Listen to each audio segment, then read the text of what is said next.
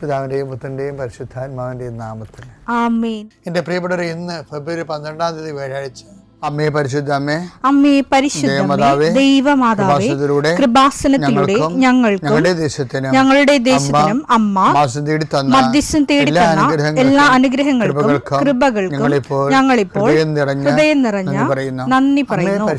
അമ്മേ പരിശുദ്ധമ്മേ ദൈവമാതാവേ, 2004 ഡിസംബർ 7 ഉച്ചകഴിഞ്ഞ് 2:30 കൃപാസനത്തിൽ സംഭവിച്ച അമ്മയുടെ പ്രത്യക്ഷപ്പെടലിനെ കുറിച്ച് തിരുസഭയ്ക്ക് സമർപ്പിച്ചിരിക്കുന്ന പഠനരേഖകളുടെ മേൽ സഭാത്മകമായ പഠനം ആരംഭിക്കുവാൻ ഞങ്ങൾ പ്രാർത്ഥിക്കുന്നു. അമ്മേ പരിശുദ്ധമേ, ഭൂസ്വർലോകങ്ങളുടെ രാജ്ഞിയായ അങ്ങേയ്ക്ക് ഭൗമസംരക്ഷണത്തിനായി പ്രപഞ്ചപ്രകൃതിയെ തന്നെ തിരുസഭ പ്രതിഷ്ഠിക്കുവാൻ ഈ പ്രത്യക്ഷീകരണം വഴി ഇടയാക്കണമേ. പരിശുദ്ധമേ, ജപമാല മാതാവേ, സകല കൃപാസനം പ്രാർത്ഥനയോടും ചേർത്ത് ഞങ്ങളിപ്പോൾ പ്രാർത്ഥിക്കുന്ന ഈ കുടുംബത്തിന്റെ പ്രത്യേക നിയോഗം പറ മക്കളെ.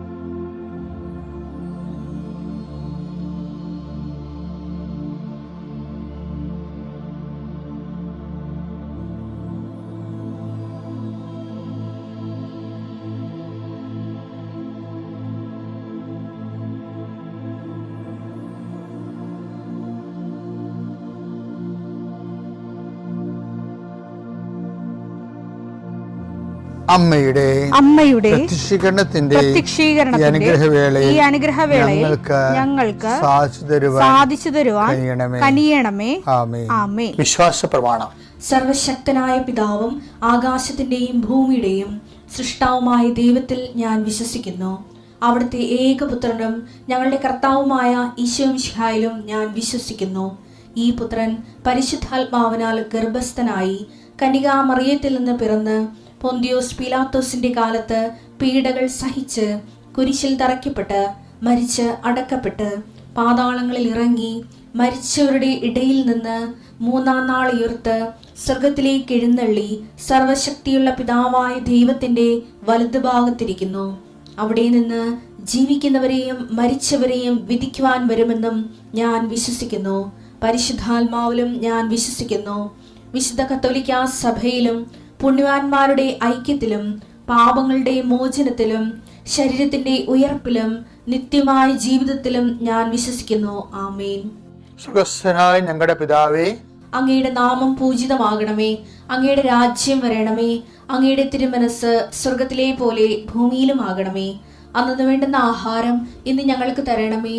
ഞങ്ങളോട് തെറ്റ് ചെയ്യുന്നവരോട് ഞങ്ങൾ ക്ഷമിക്കുന്നത് പോലെ ഞങ്ങളുടെ തെറ്റുകൾ ഞങ്ങളോടും ക്ഷമിക്കണമേ. ഞങ്ങളെ പ്രലോഭനത്തിൽ ഉൾപ്പെടുത്തരുതേ, തിന്മയിൽ ഞങ്ങൾ രക്ഷിക്കണമേ. ആമേൻ. നന്മ നിറഞ്ഞ മറിയമേ, സ്വസ്തി. കർത്താവ് അങ്ങയുടെ കൂടെ സ്ത്രീകളിൽ അങ്ങ് അനുഗ്രഹിക്കപ്പെട്ടവളാകുന്നു. അങ്ങയുടെ ഉദരത്തിൻ ഫലമായി ഈശോ അനുഗ്രഹിക്കപ്പെട്ടവനാകുന്നു. പരിശുദ്ധ മറിയമേ, തമ്പുരാന്റെ അമ്മേ, പാപികളായ ഞങ്ങൾക്ക് വേണ്ടി ഇപ്പോഴും ഞങ്ങളുടെ മരണസമയത്തും തമ്പുരാനോട് അപേക്ഷിക്കണമേ. ആമേൻ. കർത്താവേ, നിന്റെ ഉന്നതമായ നാമത്തിന് സ്വസ്ത്രം ചെയ്യുന്നു. കർത്താവേ, നിന്റെ വിശുദ്ധ പൗരോഹിത്യത്തെ മഹത്വപ്പെടുത്തണമേ. കർത്താവേ, 40 വർഷം ഞാൻ അർപ്പിച്ച കുർബാനയുടെ യോഗ്യതയാൽ കൃപാസനത്താറെ ജീവനോടെ പ്രത്യക്ഷപ്പെട്ട പരിശുദ്ധ അമ്മയുടെ മാധ്യസ്ഥത്തിൽ ഞാൻ മക്കളെ ഈശോ നാമത്തെ ആശീർവദിക്കുന്നു. ഈശോ ഇന്നീ പ്രാർത്ഥനയുടെ കുരിശിൻ്റെ ഒരു ആശീർവാദം കിട്ടിയിട്ട് തങ്ങളുടെ ജീവിതത്തിൻ്റെ ഉത്തരവാദിത്തങ്ങൾക്ക് പോകാൻ ആഗ്രഹിക്കുന്നവരെയാണ് ഈശോ ഞാനിപ്പോൾ പ്രധാനമായിട്ട് ഓർക്കുന്നത്. ഇന്നത്തെ യാത്രകളെല്ലാം ഞാൻ ആശീർവദിക്കുന്നു. നിൻ്റെ ഓരോ സംസാരവും നീ ആരോടൊക്കെ നിന്ന് സംസാരിച്ചാലും അതെല്ലാം നിനക്ക് അനുകൂലമായി വരാൻ ഞാൻ ആശീർവദിക്കുന്നു. നീ രേഖകൾ ഒപ്പിടുമ്പോഴേ കർത്താവിൻ്റെ ആശീർവാദം ഞാൻ നിനക്ക് നൽകുന്നു. നീ ഒരു പുസ്തകം വായിക്കുമ്പോഴേ, നീ എഴുതുമ്പോഴേ, നീ ഒരു രേഖ കൈമാറുന്നത് എല്ലാ പ്രക്രിയകളെയും കർത്താവിൻ്റെ നാമത്തിൽ ഞാൻ ആശീർവദിക്കുന്നു. നീ ഇന്ന് ആശുപത്രിയിലാണ് പോകണമെന്നുണ്ടെങ്കിൽ നിൻ്റെ ഡോക്ടർ നിൻ്റെ വിഷയങ്ങളെല്ലാം കേൾക്കുകയും കൃത്യമായ മരുന്ന് നിനക്ക് നിശ്ചയിച്ചു തരികയും കൃത്യമായ പ്രിസ്ക്രിപ്ഷൻ നൽകുകയും നല്ല ഡയഗ്നോസിസ് നടക്കാൻ വേണ്ടി, ഷാർപ്പ് ഡയഗ്നോസിന് വേണ്ടി എല്ലാ രോഗികളെയും ഈശോ നാമത്തിൽ ആശീർവദിക്കുന്നു.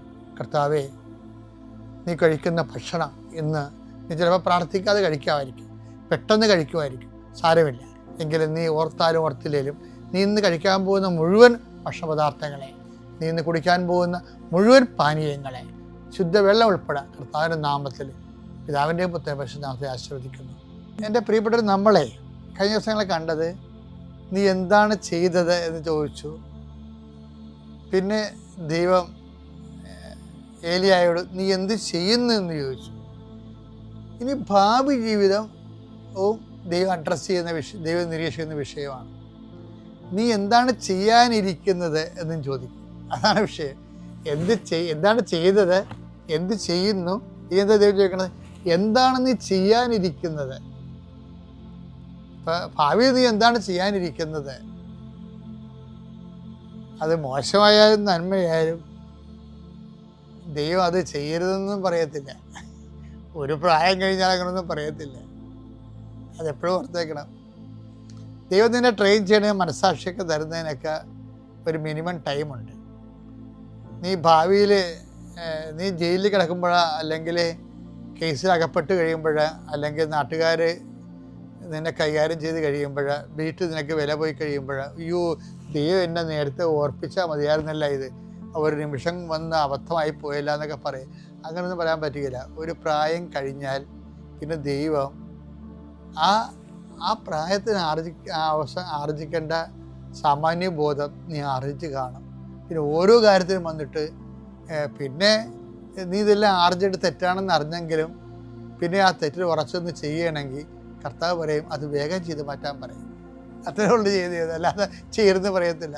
അങ്ങനെ പറയണമെങ്കിൽ യൂദോസിനോട് പറയാമായിരുന്നു ഈശോട്, നീ ചെയ്യാൻ പാടില്ല കേട്ടാ ഇതെന്ന് പറഞ്ഞില്ല. ഇപ്പം ചെയ്യാതിരിക്കുന്ന കാര്യമാണ്, തെറ്റാണെങ്കിൽ ഈശോ പറയും വേഗം ചെയ്യാൻ പറയും. അതാണ് ദൈവത്തിൻ്റെ ഒരു നിലപാട്. അല്ല അവിടെ നിന്ന് ഓരോന്ന കാര്യത്തിൽ വന്ന് തിരുത്തത്തില്ല. യോഹന്നാൻ 13:27 എടുത്തേ. അപ്പക്കഷ്ണം സ്വീകരിച്ചതിനെ തുടർന്ന് സാത്താൻ അവനിൽ പ്രവേശിച്ചു. യേശു അവനോട്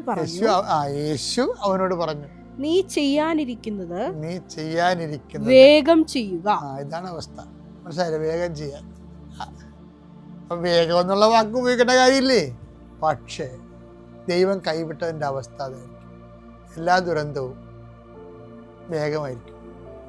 ദൈവം കൈവിട്ടതിൻ്റെ അവസ്ഥ അതായിരിക്കും. നിങ്ങൾ ആത്മഹത്യയൊക്കെ ചെയ്തിട്ട് ഡിപ്രഷനാണ്, ഭ്രാന്താന്നൊരു കാര്യമൊന്നുമില്ല. ദൈവം കൈവിട്ടവനെ ആരും ആത്മഹത്യ ചെയ്യത്തില്ല. ഇപ്പോൾ പുതിയ ശാസ്ത്രമൊക്കെ മനഃശാസ്ത്രമൊക്കെ ഇറങ്ങിയിട്ട് ഓരോരോ എഴുതി തള്ളലില്ലേ? ഇത് ദൈവം തള്ളുവായത്. ബൈബിൾ ആത്മഹത്യ ചെയ്ത ആൾക്കാരുടെ എണ്ണം നോക്കിയേ, എല്ലാ എണ്ണന്മാരും ദൈവം കൈവിട്ട കക്ഷികളായിരിക്കും. ഇപ്പം നമ്മൾ പറയും അത് മാനസിക രോഗമാണ്, ഡിപ്രഷനാണ്, ഭയങ്കര സമ്മർദ്ദമാണെന്നൊക്കെ പറയും. അപ്പം അങ്ങനെ സമ്മർദ്ദമാണ്, പിന്നെ പ്രൊട്ടക്ഷൻ്റെ ആവശ്യമില്ല.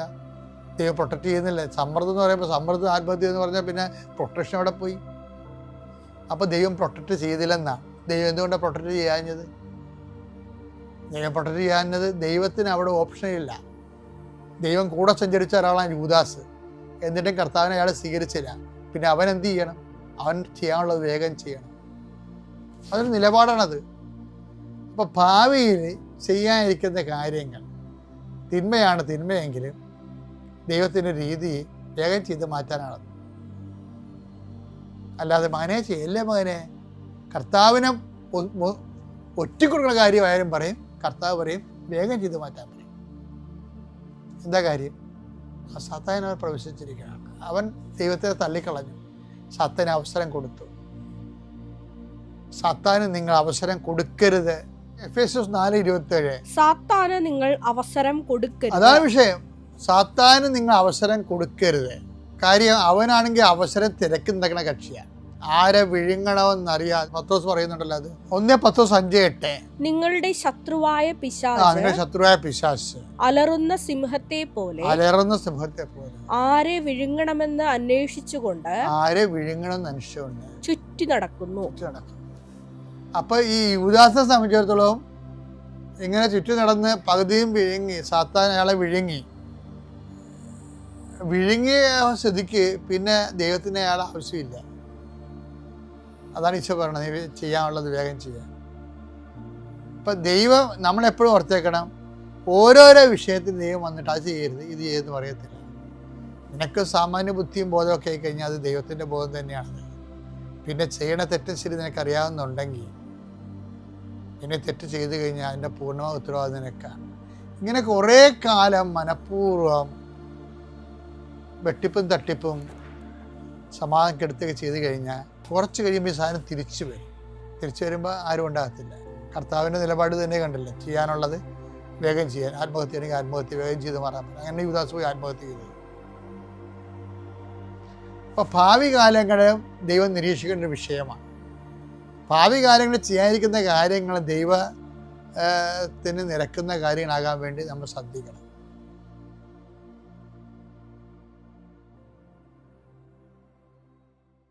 അത്യപൂർവ ദൈവാനുഭവങ്ങൾ ഇനി നിങ്ങൾക്കും സ്വന്തം. ഈ യൂട്യൂബ് ചാനൽ ഇതുവരെ സബ്സ്ക്രൈബ് ചെയ്തിട്ടില്ലെങ്കിൽ ഇപ്പോൾ തന്നെ സബ്സ്ക്രൈബ് ചെയ്യുക. ഈ വീഡിയോ ഇപ്പോൾ തന്നെ നിങ്ങളുടെ സുഹൃത്തുക്കൾക്ക് ഷെയർ ചെയ്തുകൊണ്ട് കർത്താവിന്റെ പ്രേക്ഷിതരാകുക.